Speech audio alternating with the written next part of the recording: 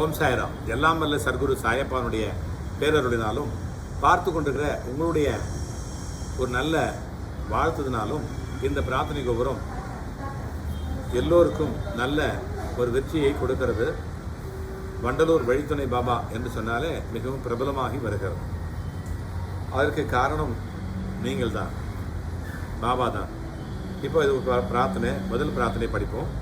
K Kokila, Thiruvananthapuram. பாருங்கள், திருவனந்தபுரத்தில் வந்திருக்கு. கோகிலாவின் திருமணம் நல்ல முறையில் நல்ல கணவன் அமைந்திட வேண்டி பிரார்த்தனை செய்வோம். இந்த கோகிலாவுடைய அப்பா மிகப்பெரிய அரசு அதிகாரி. என்னை பார்த்தாரு, பார்த்து இப்போ தான் பிரார்த்தனை பண்ணார். உடனே பிரார்த்தனை செய்து என் கைக்கு வந்திருக்கு. இப்போது அவருடைய தகப்பனார் மிகப்பெரிய அரசு அதிகாரி. அவருடைய மகள் தான் கோகிலா. கோகிலாவும் ஒரு ஐடி கம்பெனியில் நல்ல சம்பளத்தோடு வேலை செய்கிறாங்க. அவங்களுக்கு நல்ல கணவர், கண்ணறிஞ்ச கணவர் அப்படி சொல்லுவாங்க இல்லையா, அமையணும். இது கல்யாண மாலை மோகன் சொல்லுவார் இல்லையா, நீங்கள் விரும்பின மாதிரி, நீங்கள் ஆசைப்பட்ட மாதிரி அப்படின்னு சொல்லிட்டு இல்லாத பொய்யெல்லாம் உலகத்திலேயே அதிகமான பொய் சொல்கிறவர் அவர் தான் சொல்லிட்டு சில பேர் ஒருத்தர் கிண்டல் பண்ணாங்க. அப்படி இல்லை, அவர் என்ன சொல்கிறாரோ அது நடக்கும். நம்ம என்ன நினைக்கிறோமோ அது நடக்கும். நம்ம தேடுறது நமக்கு கிடைக்கும். அதுதான் உண்மை. அவர் சொல்கிறது நடக்குது. நிறைய திருமணங்களை நல்லபடியாக நடத்தி கொடுக்குறாரு இல்லையா. அதே மாதிரி இந்த பிரார்த்தனைக்கு அப்புறம் கூட ஒரு சக்தி மிகுந்த சாயப்பாவனுடைய வஜ்ரக்கோட்டை அடிக்கடி சொல்லுவேன். இந்த இடத்துல வேண்டிக்கிட்டா அந்த கல்யாணம் அப்படியே நடக்கும் அப்படின்றது ஐதீகம். இப்போ அடியனும் நிறைய மந்திரங்கள் பாபாவுக்காக எழுதியிருக்கேன், அடிக்கடி உங்கள்கிட்ட சொல்லியிருக்கேன். அதில் ஒரு நம்ம யூடியூப்பில் ஒரு மந்திரம் சொல்லியிருக்கேன். நடக்கவே நடக்காத திருமணத்தை நடத்தி காட்டும் சாய் மந்திரம் அப்படின்னு ஒரு மந்திரம் சொல்லியிருக்கேன். இதில் நீங்கள் யூடியூப் நம்ம இதிலே போனீங்கன்னா டிஸ்கிரிப்ஷனில் வேணால் தர சொல்கிறேன். அந்த மந்திரத்தை படிச்சுட்டு நிறைய பேருக்கு திருமணம் நடந்துருக்குது அப்படின்னு சொல்லிட்டு கமெண்ட்லேயே சொல்கிறாங்க. நேரடியாக ஒரு சகோதரி வந்திருந்தாங்க. அவங்க பேரை சொல்லி சங்கல்பம் பண்ணிக்கிட்டாங்க. என்னம்மா பேருன்னு சொன்னேன். அவங்க முக்கியமான ஒரு அமைச்சருடைய பேரை சொன்னாங்க. சொல்லிவிட்டு உங்கள் யூடியூப்பை நான் பார்த்தேன், இந்த நடக்கவே நடக்காத திருமணத்தை நடத்தி காட்டும் சாய் மந்திரம் அப்படிங்கிற அந்த மந்திரத்தை பார்த்தேன், அதை சொல்லிகிட்டு இருக்கேன். அது நேரடியாக தரிசனம் பண்ணிவிட்டு சங்கல்பம் பண்ணிக்கிட்டு பிரார்த்தனையும் பண்ணிவிட்டு உங்கள் கூட்டு பிரார்த்தனையும் எழுதி கொடுத்துட்டு அந்த பேப்பரில் இந்த மாதிரி அதுக்காகவே பிரத்யேகமாக இருக்கிற இந்த பிரார்த்தனை ஷீட்டில் எழுதி போட்டால் நடக்கும் அப்படின்னு சொல்லிட்டு நம்பிக்கையோடு வந்திருக்கேன், எழுதி கொடுத்துருக்கேன்னு சொல்லி சொன்னாங்க. எழுதி கொடுத்தாங்க. பிரார்த்தனையை நானும் படித்தேன். அடியனுடைய அந்த பிரார்த்தனை மட்டும் இல்லை, இங்கே வந்திருக்கிற எல்லா சாய் சொந்தங்களும் சேர்ந்து அந்த பிரார்த்தனையை செய்தாங்க.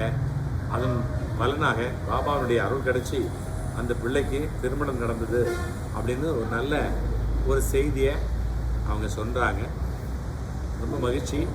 இது அமைச்சருக்கு மட்டும் இல்லை, சாமானியனுக்கும் கிடைக்கணும் அப்படிங்கிறதுனால தான் தொடர்ச்சியாக நான் பண்ணிக்கிட்டே இருக்கிறேன். அது ஒரு உதாரணம், அதுதான் சொல்கிறேன். அடுத்த பிரார்த்தனையை படிக்கலாம். ஜெயலட்சுமி என்கிற மாலதி, மறைமலை நகர், அங்கேருந்து எழுதுகிறாங்க. அப்பா, என் 2 பிள்ளை நன்றாக படிக்க வேண்டும், உடல்நிலை நன்றாக இருத்தல் வேண்டும், முடி நன்றாக வளர வேண்டும், உடல் எங்கள் 4 பேருக்கும் நன்றாக இருக்க வேண்டும், அப்பா சுகர் நார்மல் ஆக வேண்டும், நீங்கள் தான் வழித்துணை பாபா, அப்பா வழித்துணை அம்மா அப்படின்னு சொல்லியிருக்காரு. ஜெயலட்சுமி என்கின்ற மாலதி. பரவாயில்ல, அவங்க நல்லா படிக்கணும், உடம்பு நல்லா இருக்கணும், ஆரோக்கியம், கல்வி, அறிவு, ஒழுக்கம் இதெல்லாம் இருக்கணும்னு வேண்டிக்கிட்டு இருக்காங்க. கண்டிப்பாக அவங்க சொன்ன மாதிரி நடக்கும். நல்லபடியாக அதாவது சரியான பிரார்த்தனை, தேவையான பிரார்த்தனை. அதுதான் பாபாவுக்கு நம்ம காது வழியில் பாபா கேட்குறார். நம்ம உள்ளத்தில் இருக்கும்போது அவர் அங்கே இருக்கிறார் இல்லையா.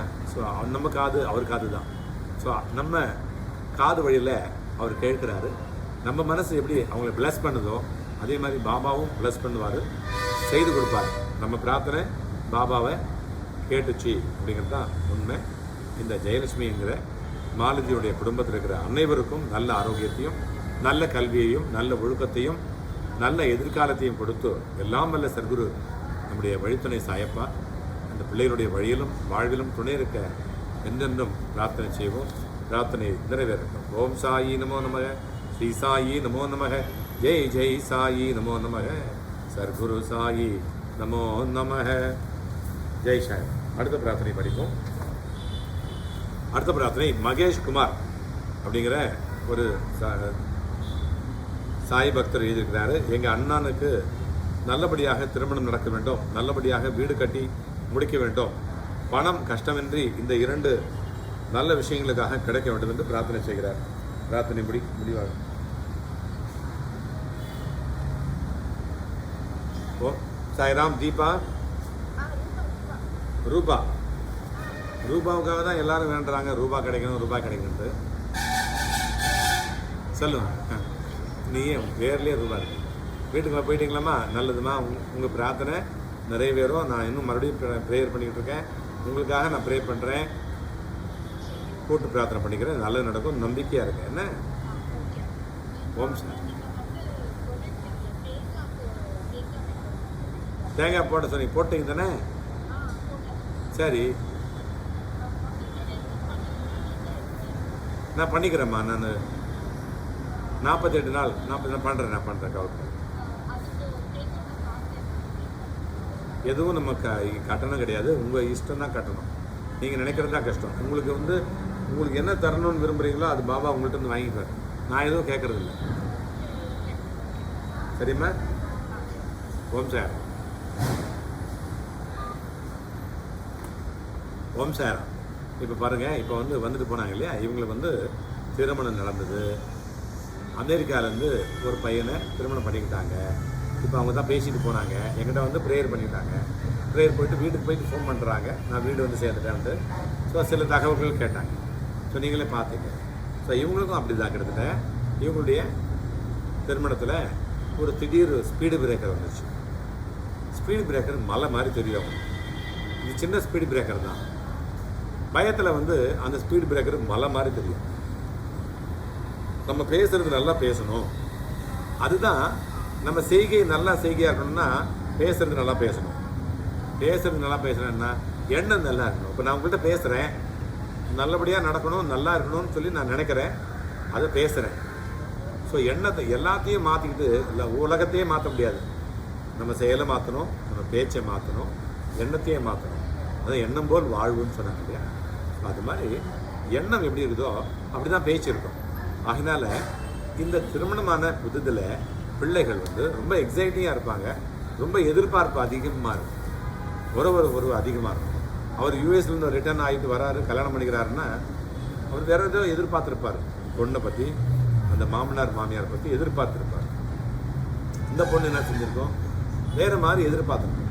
அந்த எதிர்பார்ப்பு இல்லைன்னா வேறு மாதிரி இருந்தால் அந்த ஏமாற்றம் இருக்குது. ஏமாற்றம் இருந்தால் விரக்தி இருக்குது.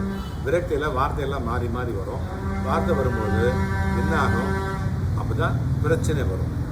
அதுக்காக தான் சொல்கிறேன், ரொம்ப எதிர்பார்க்கக்கூடாது. என்ன இருக்குதோ அதை அப்படியே அக்செப்ட் பண்ணிக்கணும். ஸோ என்னை பொறுத்தவரைக்கும் அப்படி தான். நான் என்ன இருக்குதோ அப்படியே அக்செப்ட் பண்ணிக்கிறேன். இந்த புழுக்கமாக இருந்தால் அக்செப்ட் பண்ணிக்கிறேன். மற்றபடி எது கிடைக்குதோ, இன்றைக்கி 100 ரூபா வந்தால் 100 ரூபாய்க்கு பண்ணுறேன், 1000 ரூபாய்க்கு வந்தால் 1000 ரூபாய்க்கு பண்ணுறேன், 1,00,000 ரூபாய்க்கு வந்தால் 1,00,000 ரூபாய்க்கு பண்ண முடியும். எப்படி இருந்தாலும் என்னால் ஃப்ளெக்சிபிளாக வாழ முடியும் அப்படிங்கிற நிலைக்கு நான் வந்த பொழுது எனக்கு துன்பமே இல்லை. இருக்கிறத அக்செப்ட் பண்ணிக்கிறோம். நான் செஞ்ச தப்பெல்லாம் அக்செப்ட் பண்ணிக்கிறேன், எடுத்து சொல்கிறேன், மன்னிப்பு கேட்டுக்கிறேன். பிரச்சனையே இல்லை. யாராவது எனக்கு சொன்னான்னா நன்றி சொல்கிறேன். இறைவனுக்கு நன்றி, இந்த பிரபஞ்சத்துக்கு நன்றி, என்னை பேச வச்சே, என்னை வாழ வச்சே பாபாவுக்கு நன்றி. நன்றி சொல்லும்போது நமக்கு எல்லாம் நல்லதே நடக்கும். எதையும் கேட்கக்கூடாது.